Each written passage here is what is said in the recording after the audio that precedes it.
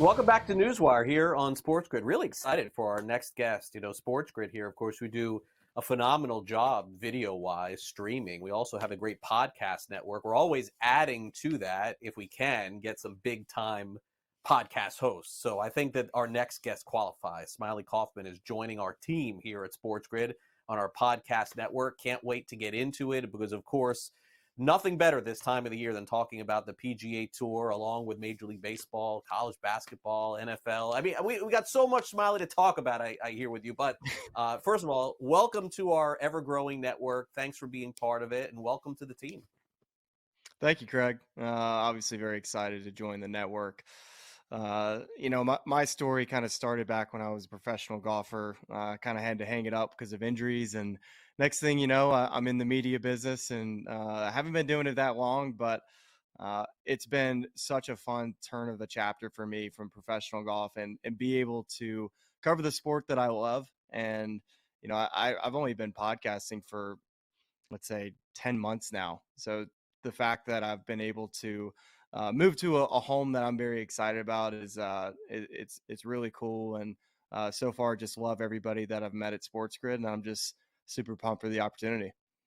Yeah, and the access I know that you have, of course, being a former player on the tour, is going to be incredible for us, being able to convey what's actually happening, on the course to a lot of our listeners and viewers.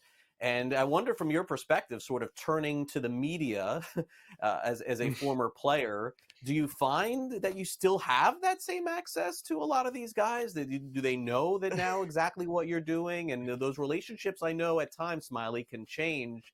I guess the good news is that you're finding out here on the fly. It's a great question, and I think once I did turn the page and become a media member, yeah, I think guys are maybe a little bit more cautious in certain things, but also, I get to catch what their secrets are from week to week. Sometimes things that I wouldn't feel comfortable asking, whether it was me playing and just trying to get a tidbit on the golf course and certain thing a player might have learned. Now I'm getting that information because I don't mind asking it. And for my on course work that I do for NBC Sports, I'm constantly trying to figure out what these players are working on in their games, but also what they like about the golf course, how it's playing. And, we're just kind of finishing up this NBC swing here in Texas this coming week. But the start of the year has been very interesting on the PGA Tour, with all that's been going on in the game of golf. From the LIV Golf Tour, the PGA Tour. Pretty soon, we're all going to turn the page on that. And once the majors are here, the Masters right around the corner, everybody kind of forgets all of the drama that's going on in the professional game right now, and it's all about who's going to win the Masters, which is coming up right around the corner. Yeah, and I think, Smiley, before I get to that, I'd like to talk to you about that because it's going to be great having you on the network and listening to your thoughts on it, because I think we're having what I would call, Smiley, is a renaissance on the golf tour. Now, I know that you said that there's some controversy here. Some of the best players in the world, John Rahm included, are playing over on LIV Golf. But Smiley, there was a period of time in golf, maybe 10 years ago, 8, 10 years ago, where we had Tiger Woods as the must watch. And then there was, I felt, at least personally for me, maybe you would correct me, a little bit of a drop off in interest. I think Mm-hmm. those days are gone. I think we're right back where we were when Tiger was playing because of Rory McIlroy and Scotty Scheffler and the incredible talent that we're finding every single week on the PGA Tour. I wonder if you feel the same way. It was all about one guy then. No offense to anybody else. Maybe Phil Mickelson may have been in that conversation. But now For the sure. the competition of what we're seeing in the elite level of play, I think, has brought people back in once again.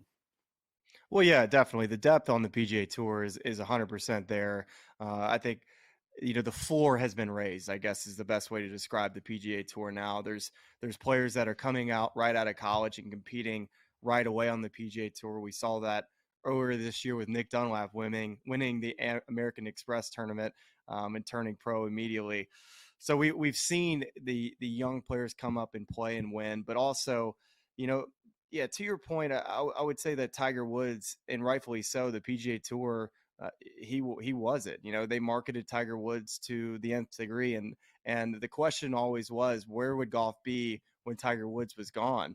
And we've had periods where Tiger Woods was off the tour back in 2016, 17, dealing with some neck injuries, and we're wondering, are we ever going to see him again? Next thing you know, he wins the Masters a couple years later. So we think, okay, we're going to have Tiger Woods forever. And then he gets in the car accident, and now we've seen just Tiger Woods play in a few amount of events a year due to his injuries. So the game now, we've had a star enter the picture in Scotty Scheffler. Mhm. This guy is the probably the most comparable ball striker to Tiger Woods in his prime. It's that good. I've seen it in person, and I can't believe how well he hits it from day to day. Never really hits it bad. Hits it right where he's looking, and has all the control in his golf ball. And to me, Scotty Scheffler is a guy now that he's can't miss TV when it comes to watching him play golf. He just came off a win, and then had a chance to win yesterday as well. So the game depth wise is in a good place. We've seen, a guy like Jordan Spieth as well back in 2015 kind of spark the interest of the game of being that guy to potentially win the Grand Slam. And he's just one win away from doing that at the PGA. So there's a lot of general interest. And then lastly, I'll finish up on Craig. The game of golf without the professional game couldn't be in a better place. People love playing the game right now. It's super popular to play. It's hard to get a tee time anywhere across the country as it stands. So the game's popular. YouTube golf is very popular. So the professional game is the only thing that has a divide right now. So other than that, I would say golf in general is in a very good place. Yeah, and I think that your coverage on this podcast of all the topics that we're discussing is going to be paramount to what we're doing here. Let's quickly get to the divide, and then I want to talk about the Masters real quick because, on my show, Smylie, whenever we previewed the PGA Tour tournaments last year, every week we started and finished with John Rahm. I mean, that's basically where it began. Will John Rahm win? And who else if not? Right. This Yeah. year's been completely different, by the way. It's been like all of these Mm-hmm. players out of nowhere have been winning these tournaments. So that's a really great thing for the sport. Will we ever see a resolution here to having this? I thought by January we were going to get there. Now we haven't. I feel like this could go on another year. Yeah, just to touch on before I answered that. Yeah, last year it was John Rahm, Rory McIlroy, Scotty Scheffler, Victor Hovland. Those are the four names. It was like, okay, which one of those four guys is going to win this week at a major? But yeah, to your point, you know, the June 6th announcement that there was a framework agreement in place that the PGA Tour upper executives had negotiated with the PIF. You know, there seemed to be a lot of uncertainty of what that meant, if it was imminent, between the LIV Golf Tour merging with the PGA Tour, which is what we saw on the TV on the announcement that day. You're thinking, wait, what? It just seemed like it was, it's an April Fool's joke because the PGA Tour and Jay Monahan, all they did was talk so poorly about the LIV Golf Tour, also about the PIF, and the next thing you know, we're in business with them. So it came to be a shock for the PGA Tour players. But turning the page on what has happened since, there's been a control that's taken place with the PGA Tour players. They've basically reconstructed how the policy board is, and the fact that they have more control than the rest of the executives at the top. They have the voting power on both the new board, which is the for-profit versus the non-profit. So they have voting power on both. So that was the first thing that the PGA Tour players wanted to take control of, is so that the thing that happened on June 6th would never happen again, that they would never Right. be blindsided like this, because there is no union that with the PGA Tour like we see in other sports leagues. So that was the first thing they took care of. And then the next thing they focused in on is securing private equity, which they've done with the Strategic Sports Group. So that was the next thing. They got this huge investment from them, that the players are going to be able to take equity in that. So that's one way of rewarding the PGA Tours for being loyal, for players that stayed and didn't take the big money. So you have an opportunity now to potentially bring these LIV Tour players back. Is that okay? There is a pathway now that these players can come back, but they're not going to be able to get the equity now that they've already secured from private equity. So Is it going to happen soon? That's kind of the big question. They just had a pretty big meeting down in the Bahamas where the policy board members did meet with Yasser, who has been leading the charge on the Live Golf side from the Saudis. So now there's been a bit of, hey, where do you see the future of the Live Golf Tour? Where do you see the future of golf? Because right now it's been just stacking poker chips. Who has more leverage and everything?